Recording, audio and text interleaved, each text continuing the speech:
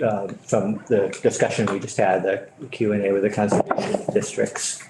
We keep hearing a lot of sort of recurring themes, payments for services. And so if there's anything specific, we can hear that. Yes, Representative Dave. Is it possible that we can have a map of all these agencies and how they work together? It's getting a little bit like there's a lot of different agencies doing very similar things, overlapping, and I'm getting a little lost.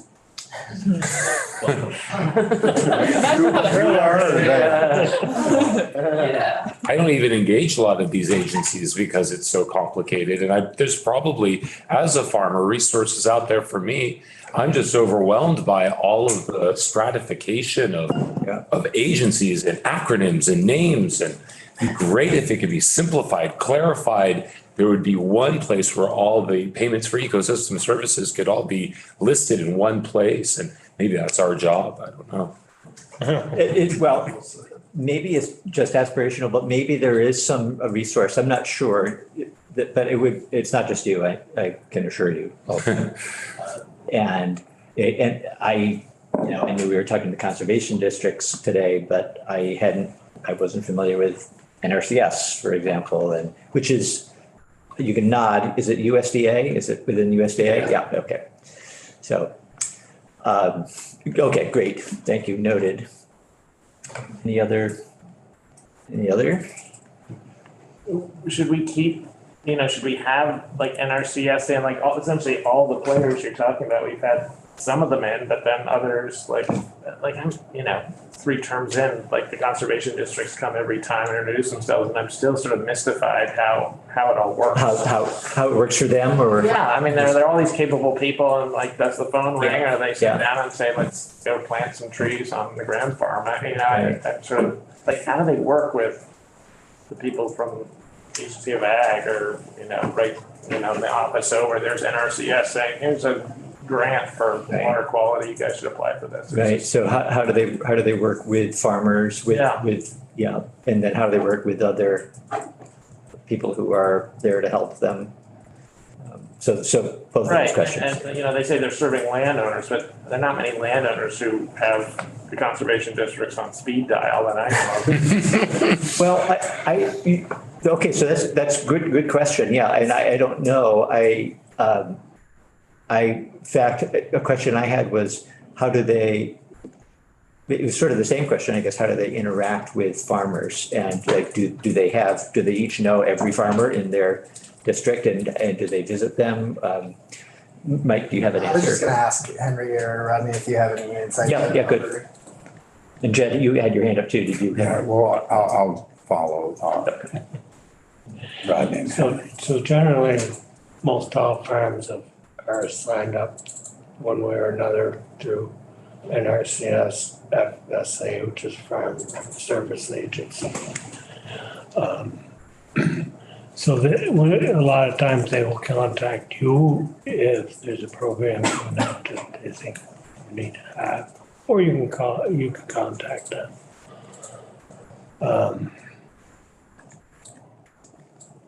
I'm kind of in a unique situation on my farm because my main farm, home farm, is in the White River District. Croplands in the Winooski District. So you kind of different watersheds altogether. Way different. Yeah.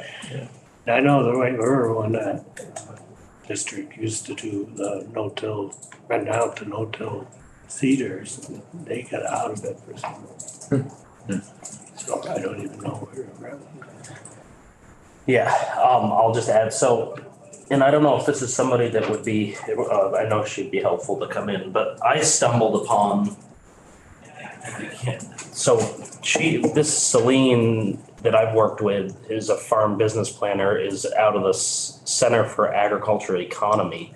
And their job essentially is to do what we're talking about. Like, I basically went to her and was like, this is how can you help me? Her job is to know all of these programs and she knows what grants, and so she's been a huge resource for me, but I don't know if there's a way to kind of make that, it kind of used to be, I don't know if UVM Extension did some of that work at one point. And I can't even remember how I got matched up with her, but she's been a huge help. But it's because it's been something we've been talking about with trying to create, like, because this is a big issue in the farm community as far as like there's really a ton of money and opportunities and help and grants and all these things out there, but from the farmer side of it, you don't have a clue where to go generally, at least personally. And it's kind of, unless it gets brought up, you don't really think about it. You're trying to do what you're doing. And then it's like, somebody's like, oh, did you know, generally I hear about these things from another farmer that's like, hey, did you get that money for, there's a grant out there for, like, there was one for rotational grazing a couple years ago. No, and I missed that. Yeah, it was like, and it was really simple. It was, you just had, that was through the agency, I think. It was like a payment for ecosystem services thing. But it just happened to be somebody said, and this is no fault of any of these agencies, because they do outreach. Like, there are things that come in the mail, there are emails, there's all that stuff. But it gets missed by people like me. And so then when somebody says, oh, did you see the email about, I'm like, oh, let me go search that. And sure enough, I got it and swiped past it because it didn't look like it was something, because I get 100 of them a day. So my point is, there are people that know how to do this and aggregate all those things and help people navigate them. The question is, how do we connect those people to farmers and make it simpler and maybe help fund it or create a system or. This person, though, is from the Center for Agricultural Economy, which is not a government agency. It's a nonprofit. Should there not be one of these people, or maybe 100 of these people in the state who serve this? Jen, you've got a question. I just want to put out there, is not, in fact, anybody in the Agency of Agriculture right now who does this in some shape or form, but I'm not certain about that yet. Yeah, I'm trying to get an opinion, but also give this committee some historical context. And when that fellow John spoke, he says these conservation districts were a response to the Dust Bowl. Now that struck a chord with me because a few years back, Timothy Egan wrote a book called The Worst Hard Times by Timothy Egan. It was a history, what caused the Dust Bowl, why, and all of this false promulgation of tilling up 10,000-year-old ecosystem called buffalo grass in Oklahoma, Panhandle, Texas, Colorado, blah, blah, blah, parts of Kansas. And it wasn't until this black cloud hit the Capitol in DC with so many trillion tons of topsoil that blew off the land as a result of trying to grow a corn crop where only one product worked, was sustainable.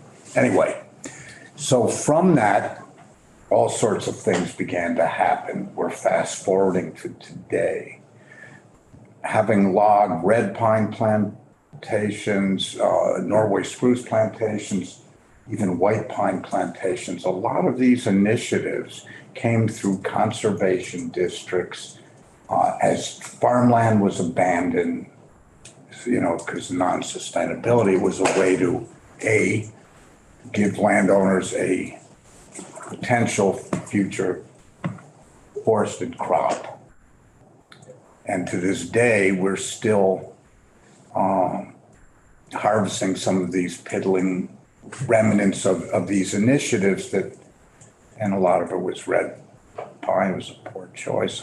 Some were Christmas tree stock. So fast forwarding to the last few decades, you'd get a flyer that blueberry bushes or Christmas tree seedlings were available. They had 10,000 of them at the local conservation district. So landowners, not necessarily farmers, whether you had 3 acres, 15 acres, you might they might be a resource for you to do something that you, whether it had to do with erosion of a riparian area along a little stream or whatever your goal was. They were a source, sometimes free, sometimes, $1 a seedling or 50 cents a seedling. Their relevance today, and David, I was struck the same way as you. There are so many agencies, and you, David, that just were all overlap with. But I think their role was very different than all the ag agencies and that were more focused on. That's just my self-taught observation of how that they fit in. Yeah, that's helpful. Well, historically too, like post Hurricane of 38, right? When Absolutely. Yeah. 38 changed New England.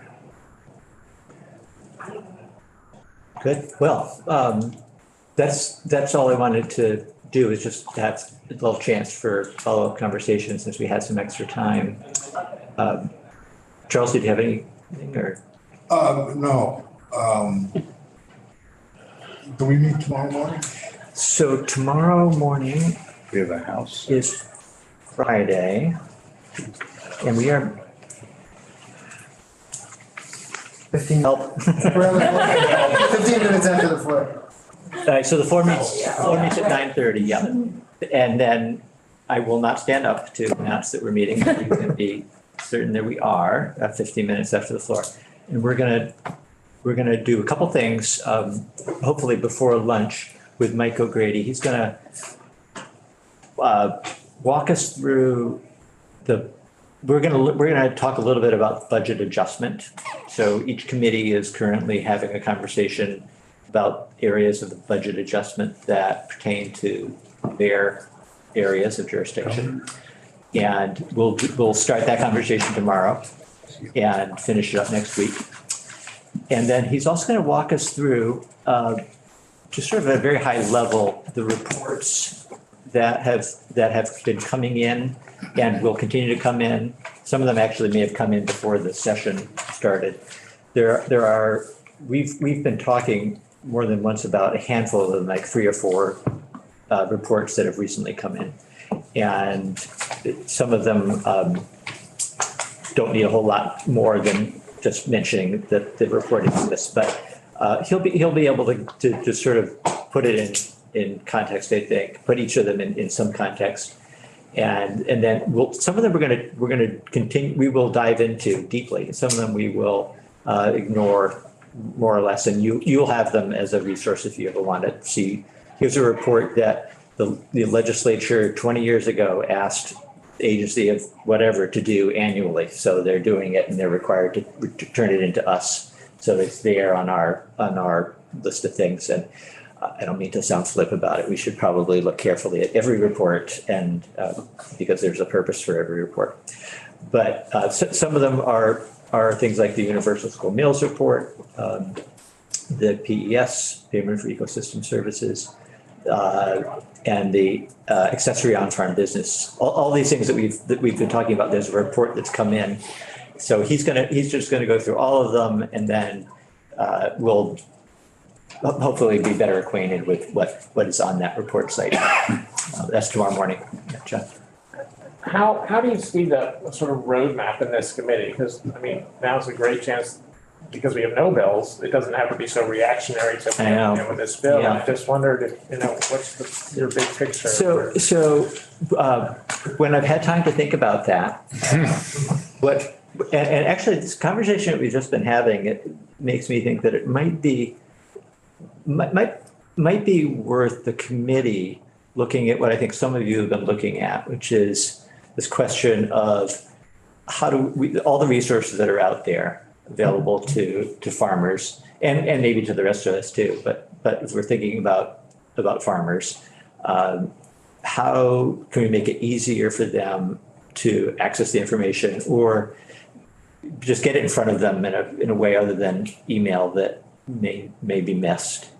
So I know that some folks in the committee have been thinking about that and working on some, possibly up to the point of working on some language. And so maybe that's something that we could take up without even having it be, I'm not sure what the status of such a bill is, but how does that sound to folks? Is there something that we might collectively feel like, that's of interest to the committee, and there's already been some work done on it.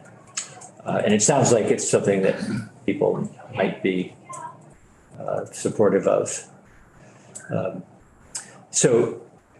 That doesn't really, that's a short, like off the cuff answer to your question, I think, John, but there's some things that I feel like, again, those reports that have come in that we really should be better informed about, and have people walk us through those. And because I'm fairly certain there will be bills in some cases coming that relate to them. And I think it'll be fairly soon too. But and if there are other things, I know we all had, we've put forward the things that we think we'd like to work on in this session. If you want to, I'm happy to entertain, if you want to have chats, feel free to find me, and we can talk about other things that you think, maybe we could work on this in the committee. It's been something that we've talked about a few times. Meaning putting together a bill from the committee. Yes. So that isn't an explicit goal here, but you're saying maybe we can do that. I'm of the opinion it's an absolute thing we should do. Just my 2 cents. Okay, all right. Yeah.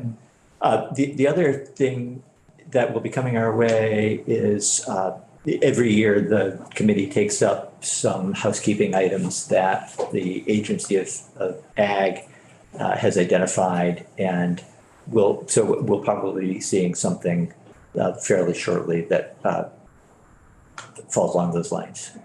Yeah. But otherwise, I can come up with what I hope would be sort of a logical progressive arc from day one to the end of the session, but will also be guided always by what legislation eventually comes in, and not having that right now just is, makes it seem a little bit uncertain. I was just curious about the afternoon tomorrow. Are we, after the governor's, are we planning on meeting? No, I think the governor's addressing us with the budget at 1. Yep. And that will, I don't know how long it'll take, but it might run long enough that we wouldn't want to, I think, launch into anything. So I don't know if do we have anything on the calendar? No. Okay, so. No. This might hit the trail. Yes, but not until the governor's budget addresses. Yes. Oh, that, wouldn't miss that for the world. Yeah. And, A lot of coffee before he can say it'll be interesting because there'll be, he will talk Yeah, I'm about, already- not every line item, I'm sure, but be interesting to listen for what, things that fall within our areas of interest. So, yeah, good. All right, thanks, everybody. Thank you. That is exactly what